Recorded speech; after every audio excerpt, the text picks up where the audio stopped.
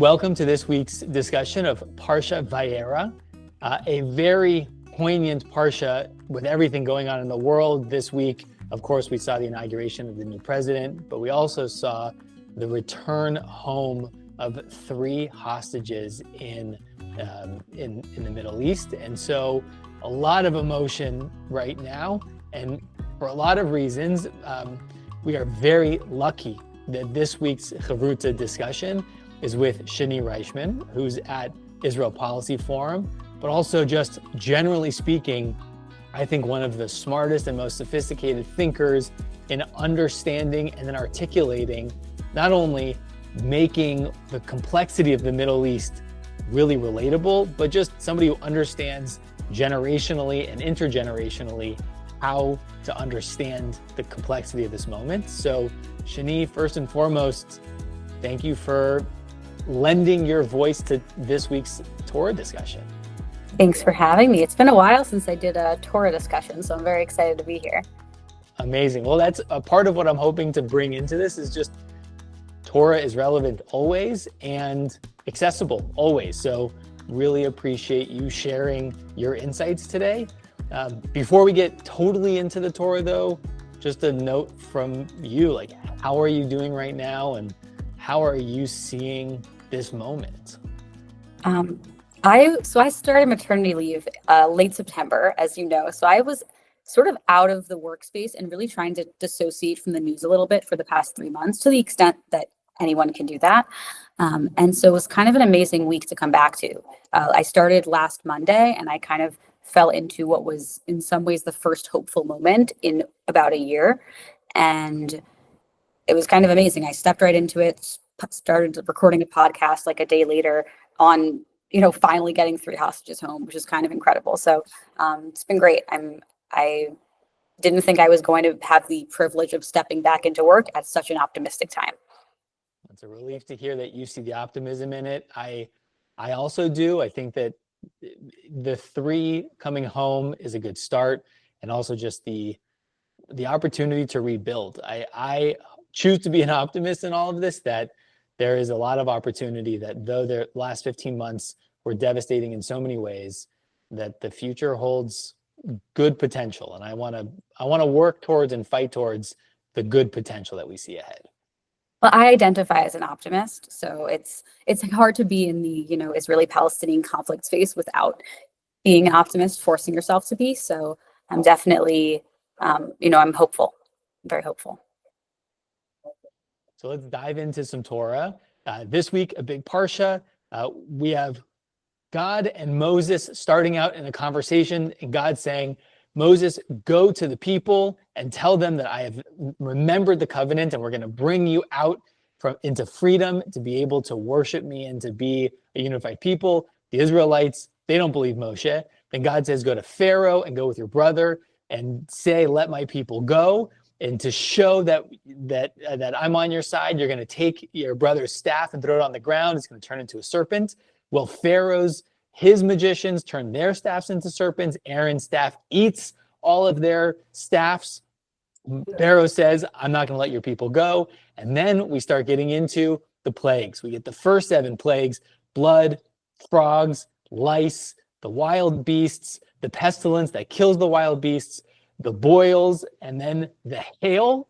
And then we conclude with Pharaoh's heart being hardened, which is a big lead up to next week's parsha and the final 3 plagues. So Shanie, it's a big parsha this week, a lot going on in the world, a lot going on in the parsha. What resonates with you? What's a piece of this week's parsha that stands out? So first of all, it hailed on the East Coast this week. I don't know if you knew that. So that kind of an interesting connection to the weather. I like Aaron's role in all of this because Moses is, he's the adopted grandson of the king. So I understand why he has the confidence to go to Pharaoh and say, get our people out of here. But Aaron is, kind of a nobody. He's just some guy, biological brother of this grandson of the prince, but he's kind of a nobody and he's kind of in on it. He's following Moses around, Moses just showed up on his doorstep and was like, let's go confront the leader of the country together. And he's game. He's like coming with him, yelling at the king. So I love the confidence and energy that Aaron is bringing to the table. Moses exposes a lot of his own insecurities, a lot of the like, who am I to be this person? I've got a speech impediment. I'm nervous about this. Do you think Aaron had any of those insecurities or his own hesitations? I would think, and I wonder what the sages say or if you've read anything about it, but from what I can see, Aaron was like ready to go. His brother shows up. At first, he's like a little tepid, and then he goes all in, just shows up on the doorstep of Pharaoh and is, ready to take him down. I kind of love it. Do you see, I mean, in your world, in your line of work, especially in foreign policy and thinking of things, what do you see other parallels of like the power of versus one person going in? Like, had it been Moshe alone versus having, I don't know if it's a deputy, a consigliere, like the word that you would describe for Aaron's participation in this, like how effective is that type of a dynamic, a duo versus, one person charging ahead? It's an interesting question because I think a lot of people like to be the center and the focal point and build their careers on that, especially in this space. But having somebody to piggyback off of, having somebody to bounce ideas off of, having someone to support you and show up with you, pretty significant. In the age of strongman, which I think maybe it's always the age of strongman, but it really feels like the age of strongman right now.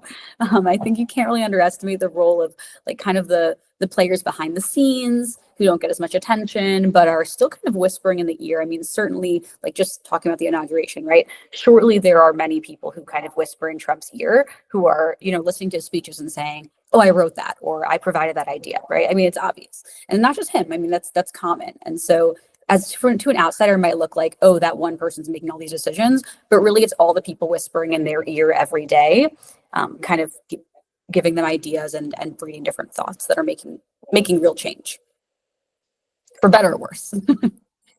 Well, I think that's an important understanding of the quote unquote way the sausage is made. Like I've spent my own period of my career in the foreign policy world, but also I'm sure it's applicable in business and almost every other aspect of life. How you go to somebody like a Pharaoh who's got a vision of the way in which they want to rule their country or their company or whatever. And then here come in two people saying, I represent a greater power, a greater good than you, and I'm going to demonstrate that and like what that looks like. Mm-hmm. I love the magic show piece of this too. When you were talking about trying to turn their staffs into snakes and just thinking about like Pharaoh's magicians, so to speak, henchmen maybe, with an Aaron, kind of what that would look like. It's a scene that I visualize a lot in this story. Oh, say more about that. Like the way you're talking about it, I get this image in my mind. We'll stick with the foreign policy stuff. It's a diplomatic moment, and the two teams are sitting across the table from one another in negotiations. And obviously, there's a lot that's said, even in the things that aren't said, right? Like all of the side conversations or the absences and opposites. And then you have this moment where the emissaries or the sort of secondary characters do something to try to one up one another. How does the magician show resonate for you in a foreign policy kind of a way, if at all? No, it's a good question because I'm drawing a parallel now that you say it like that, of course, with Trump, because when he was saying, I think he said maybe a month ago, I think the phrase he used was there will be hell to pay, right, if hostages aren't released. And I kind of raised my eyebrows and said, what is he actually going to do? What does that actually mean? Because I didn't really imagine what he would manage to do extra sort of to Hamas.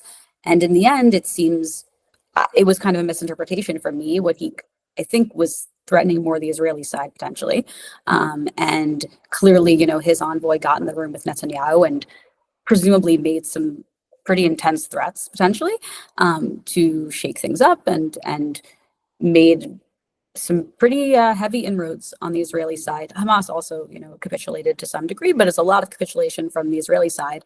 And so, he said something, we all took it to mean one thing, but he was kind of clearly meant something else.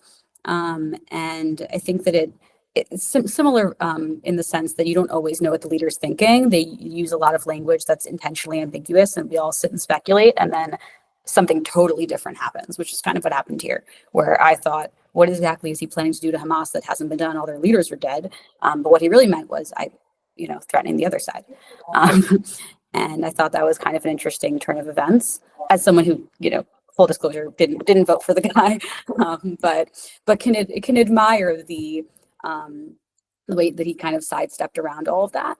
And I think the dance that Moses and Aaron are doing is similar, in that Pharaoh looks at them and goes like, what are you going to do to me? Like I'm the leader, and these guys always have tricks up their sleeves, and God certainly has some tricks up his sleeves and kind of moves things around and makes things happen anyway. And when you think that, like, what more could happen, right? Like, he already did this to me, like, what's coming next? And then something comes next, kind of down the pike. Wow. I mean, obviously I don't want to get too down the path of like, who's Paro, who's Moshe. Yeah. But I do think that, because taking some of the, right, like taking some of the, perhaps,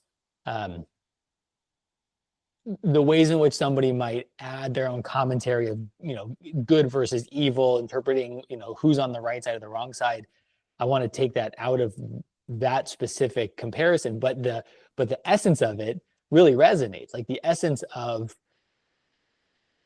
there is something to be said about learning how to wield power, or learning how to negotiate by as much like what is said versus what isn't said, and then what's said publicly versus what's said privately, and then who, like, the people who are tuned in and who really need to hear messages, they're the ones who hear the messages that they need to hear, even if the public might interpret something different. Mm-hmm. Yeah, and although I do need to apologize for, I think, maybe accidentally comparing Trump to God. Sorry. No, well, I mean, I think that the that's why I mean, like, the piece here is like an interpretation of the foreign policy getting things done side of power dynamics. Like, that this is a story that also has super resonance in terms of power dynamics. And by the way, a piece of this also is Moshe and Aaron went to their people first, and they weren't able to sell it to their people. And then there was a way that they had to go sort of above their people, right? Like, it would have been better, maybe, I don't know, we're just riffing on it. Like, maybe it would have been better had they been able to go to the people and say, let's create a grassroots movement here to leave, to go to the wilderness, to become the Jewish people. And they were like, forget about you. Like, we don't want to go with you. But then God says, don't stick with the people. Now you got to go to Pharaoh. Now you got to go get them to do what they need to do. Even if they don't necessarily see it yet, there's a different level of intervention that needs to take place. So, wow. I mean, like, those layers of, again, not saying who's on what side, or this goes to the American people versus the Israeli or the Palestinian people, but just the ideas here that what's said isn't always what's meant, but we have to be able to listen with a different set of ears to understand really what the outcomes can be that we're working towards. Yeah, I think you also made a good parallel in terms of the role of, like, the grassroots activism versus the top down, which is something we think about a lot, because as a think tank, you're a little bit more in the top down space, right? Your hope is that, policy leaders are going to come to you and ask for advice and guidance, and they're going to take your suggestions to heart, which fortunately often really does happen. But there's also a huge role of building a movement on the ground of people who actually support the ideas, the voters, so to speak. And so I think that dynamic is also what you're describing in the context of Yetziat Mitzrayim. like the cliffhanger that we now have for next week to start to think about, right? Like we're not there yet. We're not out of Mitzrayim. We're still in the negotiations, and the demonstrations of power, the response to those demonstrations of power, right? Because by the way, there's that other piece, and I'll conclude with this. And if you have other things that inspiration and wisdom to share, that every time Moshe and Aaron demonstrate the strength of God, Pharaoh thinks, oh, look, my magicians can just do the same thing. And there's a debate about whether or not the magicians actually did the thing, or if it was a perception, or if it was smoke and mirrors.